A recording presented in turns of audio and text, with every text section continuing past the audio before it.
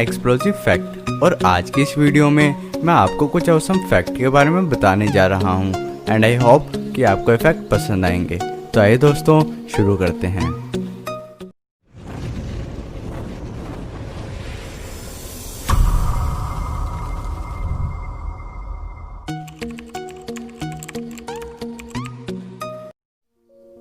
अब जिस दुर्घटना के बारे में मैं आपको बताने जा रहा हूँ उस पर यह मुहावरा काफ़ी हद तक सही साबित होता है।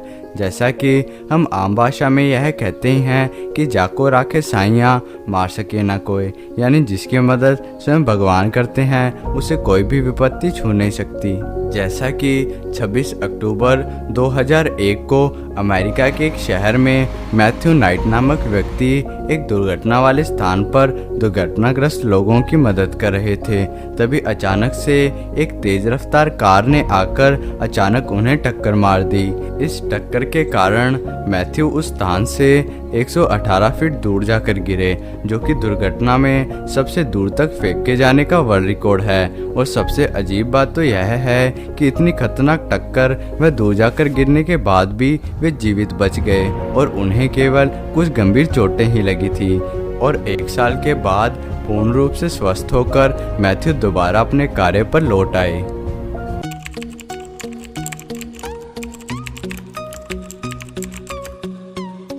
विज्ञान व शोध से जुड़े लोग तो मैडम क्यूरी के बारे में जानते ही होंगे, जो कि एक महान साइंटिस्ट थी जिन्हें आज हम मदर ऑफ फिजिक्स के नाम से भी जानते हैं, क्योंकि मैडम क्यूरी के द्वारा रेडियो एक्टिव पदार्थों पर काफ़ी शोध किए गए थे और इन्हीं के द्वारा ही पोलोनियम और रेडियम तत्व की खोज भी की गई थी।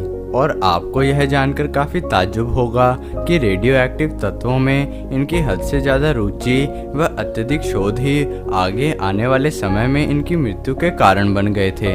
दरअसल एक्सपोजर और रेडियो एक्टिविटी की वजह से इन्हें अप्लास्टिक एनीमिया नामक बीमारी हो गई थी, जिस कारण से इनके पूरे शरीर, कपड़े, फर्नीचर, किताबों व रोज़मर्रा की ज़िंदगी में काम आने वाली सभी चीज़ों में रेडिएशन काफ़ी अधिक मात्रा में हो गया था। इस कारण से इनके मरने के इतने साल बाद भी इनकी इस्तेमाल की गई सभी चीज़ों को लेड से बने बॉक्स में रखा गया है, ताकि दूसरा कोई उन्हें छूने के कारण इस बीमारी से ग्रसित ना हो सके। और शोधकर्ताओं द्वारा यह भी माना जाता है कि संभव हो सके तो आने वाले 1500 सालों तक उनके सभी सामान को इसी प्रकार लेड से बने बॉक्स में सुरक्षित रखना पड़ेगा, क्योंकि इसके अलावा इन्हें नष्ट करना किसी भी प्रकार से संभव नहीं है।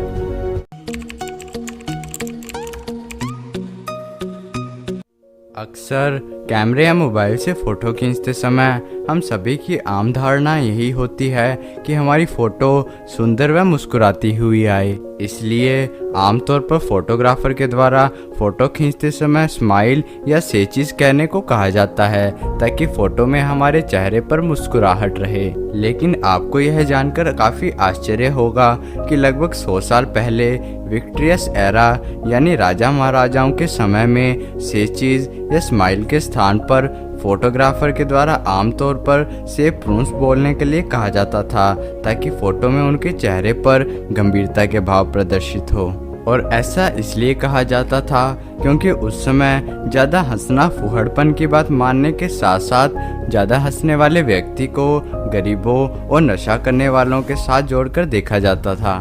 पुरानी समय की तस्वीरों और राजा महाराजाओं के बनाए गए पोर्ट्रेट्स को देखकर यह स्पष्ट हो जाता है कि फ़ोटो खिंचवाते समय वे अक्सर अपने चेहरे पर गंभीरता और रौब वाले भाव को प्रदर्शित करते थे, और इसलिए उनके हंसते हुए चित्र या तस्वीर लगभग ना के बराबर ही देखने को मिलते हैं।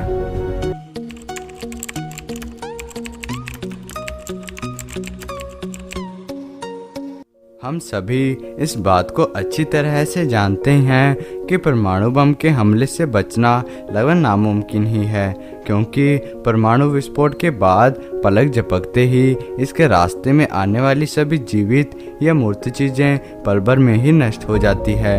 लेकिन यह हैरानी की ही बात होगी कि कोई व्यक्ति परमाणु बम के हमले से एक नहीं बल्कि 2 बार जीवित बच जाए।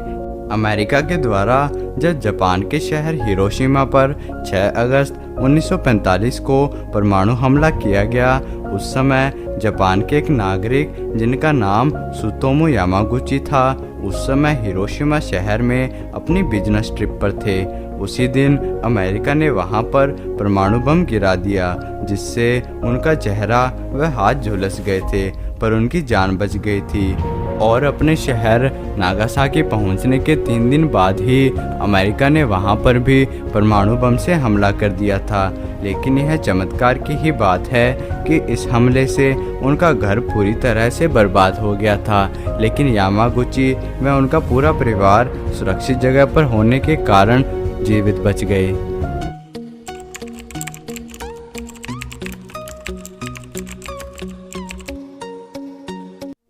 जैसा कि हमने अक्सर देखा है कि किसी व्यक्ति की आयु 70 साल होने के पश्चात उसका चलना फिरना काफ़ी कठिन हो जाता है, और डॉक्टरों के द्वारा भी अक्सर इस उम्र में ज़्यादा से ज़्यादा आराम करने की सलाह दी जाती है। लेकिन इन सभी बातों को दरकिनार करते हुए अमेरिका की एक 70 वर्षीय महिला चाउ स्मिथ ने 2017 में अपने 70वें जन्मदिन पर उन्होंने 7 दिन तक लगातार 7 मैराथन दौड़ में भाग लिया, वो भी अलग अलग महाद्वीपों पर, जिसमें अंटार्कटिका जैसे सर्दी से जमा देने वाले महाद्वीप भी शामिल थे।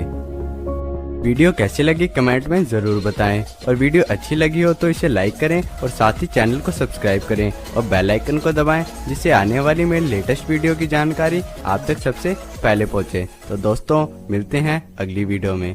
Thanks for watching.